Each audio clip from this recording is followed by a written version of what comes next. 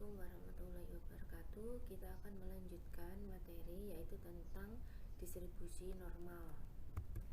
Kita awali dulu. Distribusi peluang dengan variabel acak kontinu. Itu sebuah variabel acak kontinu adalah sebuah variabel acak yang dapat memuat setiap nilai di dalam sebuah interval angka-angka. Ada beberapa model distribusi variabel acak kontinu seperti distribusi normal, distribusi student, distribusi C kuadrat, dan distribusi F. Oke, di sini kita terfokus untuk membahas tentang distribusi normal. Distribusi normal atau distribusi Gauss yang bersifat kontinu merupakan distribusi probabilitas variabel acak normal bergantung pada dua parameter, yaitu rata mu dan simpangan baku sigma.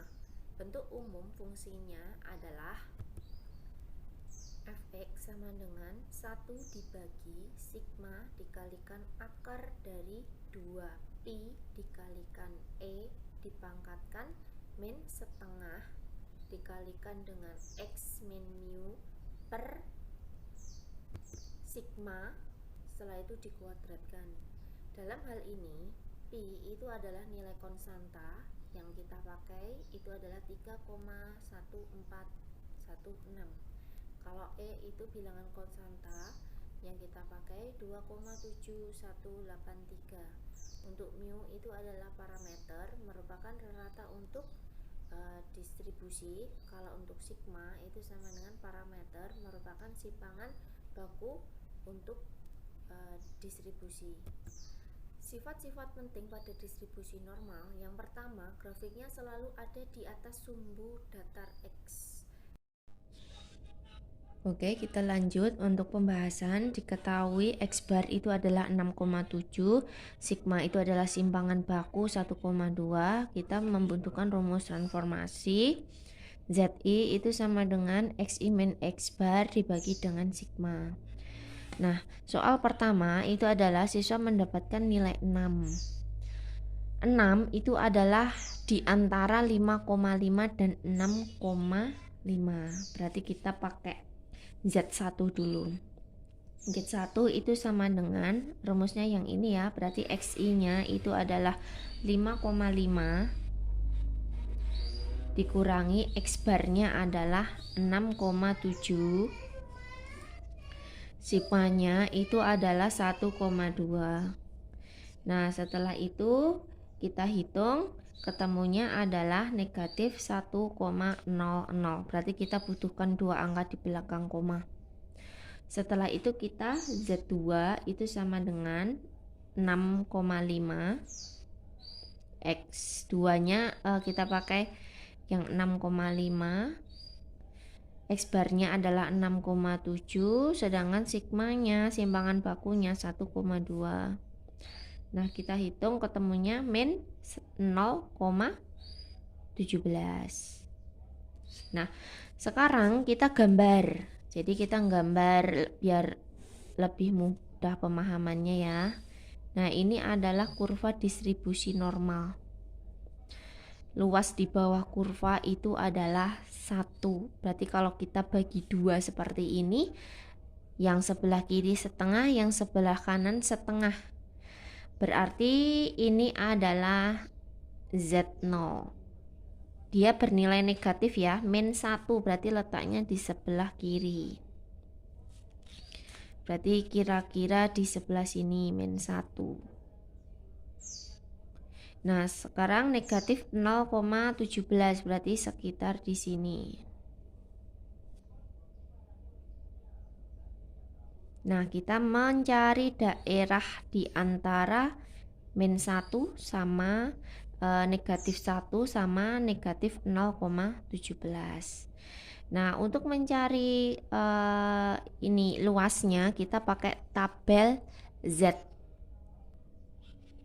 Nah, ini adalah tabel untuk distribusi normal ya, tabel normal.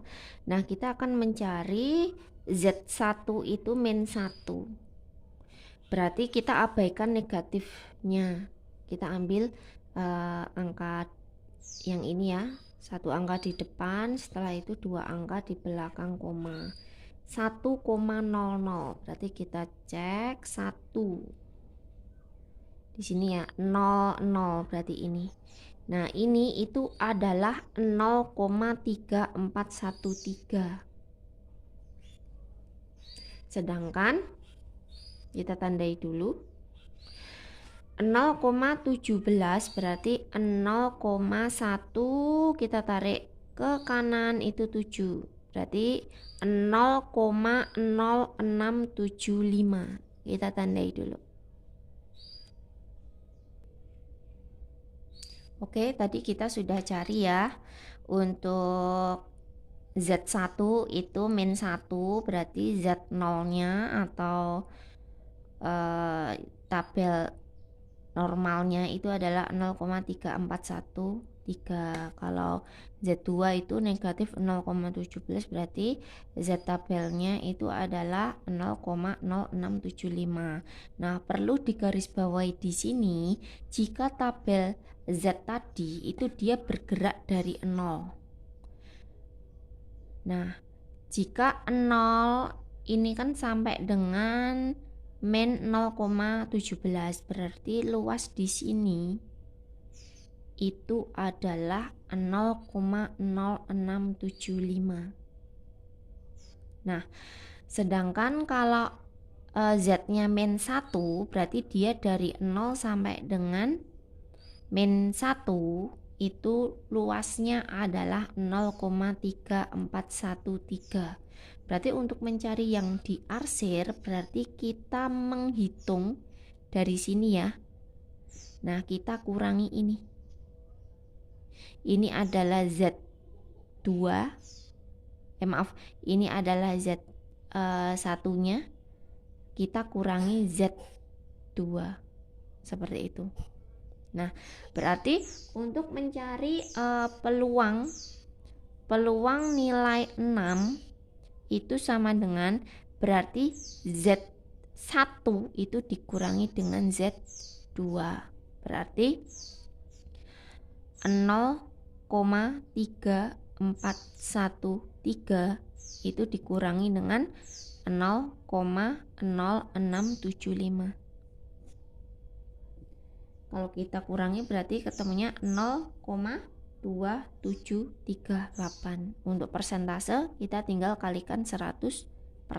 Berarti 27,38%. Nah, untuk yang B itu adalah nilai tertinggi atau nilai maksimum dari 10% siswa yang mendapatkan nilai terendah. Berarti kalau kita gambar itu kan berarti nah seperti ini. Ini tadi 0 ya. 0 di sini seperti itu. Nah, 10% siswa yang mendapatkan nilai terendah itu kita ketahui di sini. Ini adalah nilai terendahnya, sedangkan yang di ekor kanan dia nilai tertinggi. Ini 10%. Nah, kan kita ketahui tadi kalau luas di bawah kurva normal itu adalah 1 atau 100%. Berarti kalau setengahnya ini kan berarti mempunyai nilai 50%. Kalau 50% diambil 10% berarti yang di sini adalah 40%. 40% itu 0,4000 gitu ya. Nah, sekarang kita untuk menentukan nilai Z di sini, berarti kita balik. Nah, untuk menentukan nilai Z itu kita balik.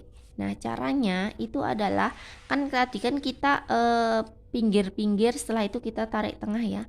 Nah, kita cari nilai yang mendekati 0,4 di dalam tabel. 0,4 itu berarti yang paling mendekati itu 0,3997.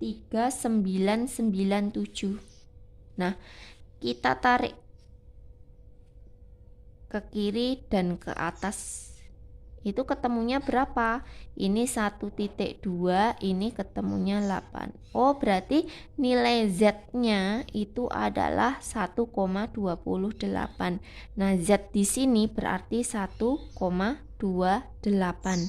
Nah, setelah itu kita pakai rumus yang transformasi, yang Z itu sama dengan X min mu X itu dibagi dengan sigma X. Nah, Z di sini karena dia letaknya di sebelah kiri berarti berlaku negatif ya. Kalau Z-nya terletak di sebelah kanan 0 berarti Z-nya adalah positif. Berarti negatif 1,28 itu sama dengan kita mencari nilai X-nya. Sedangkan mu X-nya tadi adalah 6,7 dibagi sigma X-nya itu adalah 1,2. Nah, berarti ini berlaku perkalian silang ya. Perkalian silang dulu, setelah itu nanti kalau semisalkan Anda hitung,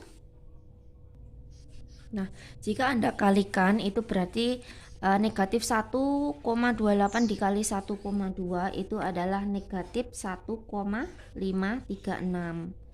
Kalau ini dikalikan 1 sama aja ya, berarti X min 6,7. Nah, setelah itu kita pindah ruas. Berarti ini karena nggak bisa dijumlahkan karena ada variabel X, berarti 6,7-nya kita pindah ke ruas kiri. Berarti jadi positif ya. Berarti negatif 1,536 itu ditambah dengan 6,7.